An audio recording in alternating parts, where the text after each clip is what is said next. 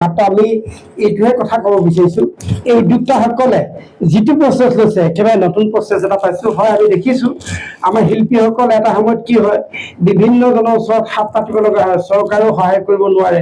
ঠিক তেনেকৈ আমাৰ শিল্পীসকলক আকৌ স্ক্ৰীণৰ নাম্বাৰ দি সহায় কৰক বুলি ক'ব লগা হয়। কিন্তু ইয়াত এইটোৱে আটাইতকৈ ভাল কথা আহিছে, ইয়াতে এই মাজৰ এইকণত ইয়াত এটা মূল্য আছে সোণৰ।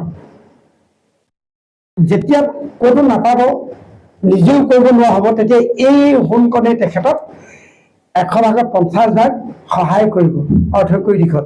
আৰু সেইটো বিক্ৰী কৰিবলৈ ক'বলৈ নিব নালাগে, আদৰণি সমিতি বা উদ্যোক্তা সমিতিক এইটো ঘূৰাই দিবলৈ বা যোগাযোগ কৰিলে তেখেতলোকে সেই মূল্যত এইখন তেওঁলোকে পাব। এই সহায়খিনিৰ কাৰণে বা এই সুযোগটো দিয়াই ইয়াৰ যিটো গাম্ভীৰ্যতা বা ইয়াৰ যিটো এই ট্ৰফিটোৰ মূল্য বা শ্ৰদ্ধাৰ যিটো, নহ'লে আমাৰ বহু ট্ৰফি আছে অতীতৰ পৰা, সেইবোৰ একো নাই, এনেই জেগাবন্দী কৰি থকাহে হৈছে, তাত কাম অহা নাই। কিন্তু এইটো নতুন উদ্যমে, নতুন প্ৰচেষ্টাৰে নতুন সমাজলৈ আগবঢ়াই আনিছে আছাম ফ'ক ডেন্স টেলেণ্টে।